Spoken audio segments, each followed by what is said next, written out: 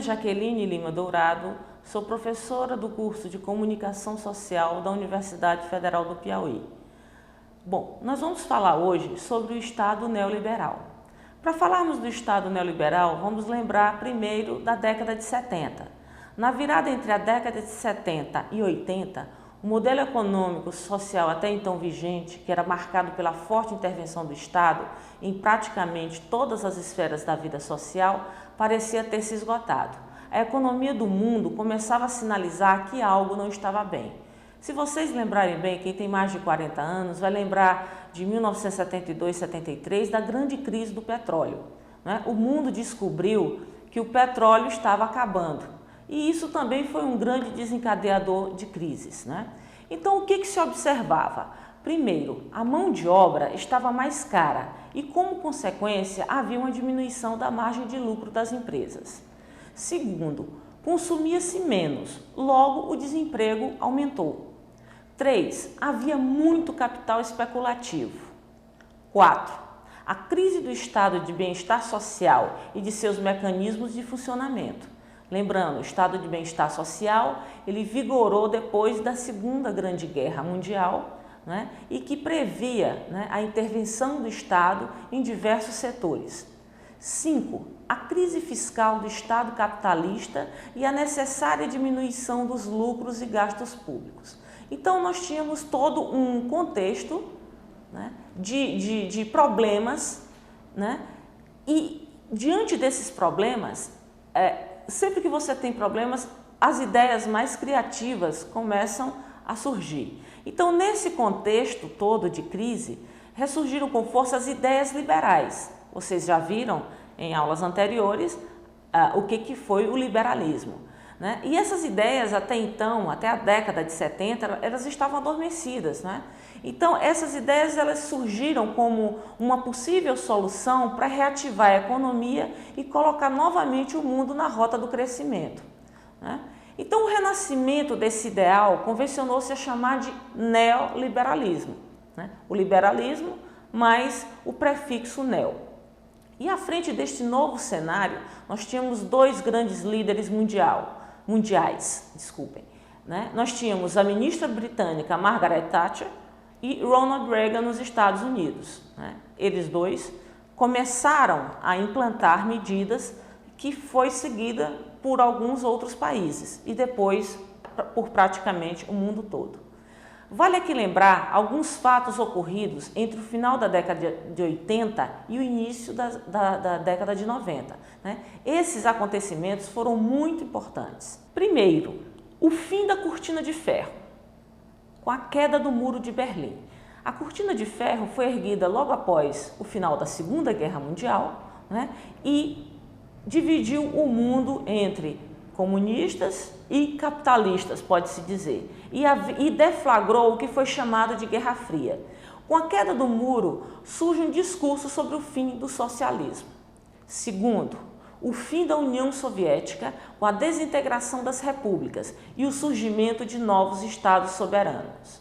Terceiro, surgem novos blocos econômicos, a União Europeia, o NAFTA, o Mercosul, entre outros blocos econômicos, né? O mundo começava a se reorganizar. Quarto, o surgimento dos chamados tigres asiáticos, ou seja, países asiáticos com grande crescimento econômico. Podemos citar Japão, Taiwan, China, entre outros. Quinto, ocorre a terceira revolução industrial, que traz um superdesenvolvimento científico e tecnológico e, com isso, o fortalecimento do capitalismo e a consequente política neoliberal. Bem, nesse contexto, o que nós vamos observar? Nós vamos observar palavras como neoliberalismo e globalização, elas vão começar a fazer parte de todo o repertório da mídia, né? Vai permear os discursos políticos durante toda a década de 90 até hoje, né? Vai permear, vai habitar o discurso das pessoas de uma forma geral. Revistas, jornais, televisão e rádio vão trazer essas duas palavras como as palavras de ordem do fim de um milênio, né? E a quase inauguração de um outro século. Essas duas palavras geralmente vinham acompanhadas de uma certa dose de preconceito. né? O neoliberalismo, com esse sufixo ismo, né, em um sentido de ataque à globalização, para dizer que o mundo havia mudado, né? O que precisamos é observar, né, nessas duas palavras é que elas surgem como fenômeno e não somente com um ranço ideológico. O neoliberalismo ele tem como tripé, né, 3 pontos importantes: a desregulamentação, a privatização e a abertura dos mercados. Por que desregulamentar? Os neoliberais achavam que havia regras demais, controle demais por parte do Estado que impedia investimentos privados e comprometia o crescimento da economia. Qual era o foco principal de regulamentação? As relações de trabalho. Os defensores da regulamentação acham que as leis e regras engessam empresas e provocam desemprego. Privatização. Os que defendem viam as empresas estatais como ineficientes, como deficitárias, funcionários demais, lucros de menos, grandes dívidas e desmotivação, né? Muita burocracia. A conta disso tudo seria paga por nós contribuintes. Privatizando essas empresas e colocando estas nas regras de mercado, elas consequentemente tornariam-se lucrativas sem que o Estado tivesse que pagar a conta. Então veio a privatização. Aqui no Piauí, vocês devem lembrar muito bem de empresas como Telepisa, né? Ao mesmo tempo que é possível também lembrar da antiga Cepisa. Então o que acontece? Eram empresas endividadas, engessadas, com funcionários demais. O que aconteceu? A Telepisa é privatizada junto com todas as teles do país e se inaugura um novo tempo, né? Então o que acontece? Diante de todas essas considerações, passou-se a defender os princípios liberais do laissez-faire, ou seja, a defesa de que os negócios devem ser geridos por decisões individuais, ou seja, decididos pelo mercado, com o Estado fora. Esse desenho era visto como o único caminho para sair da crise, né? Como o único caminho para poder modernizar os diversos setores da economia. Essa fórmula garantia uma economia de maneira sustentada. E esse modelo não seria a volta dos princípios liberais, mas havia algo novo, algo diferente do Estado liberal do século XIX. O que se observou então é que há diferenças entre Estado liberal e Estado neoliberal. Vamos a elas? Primeiro, o modelo liberal propõe o fim das intervenções do Estado nas relações de mercado. O Estado estaria fora também da assistência pública aos mais pobres, como a única exceção das workhouses, ou seja, aquela assistência aos desprovidos de cidadania, ou seja, os párias da sociedade. Já os neoliberais defendem a intervenção do Estado no mercado de trabalho, mercado de capitais, bens e serviços. O Estado entra como um regulador somente desses serviços e também nas políticas sociais.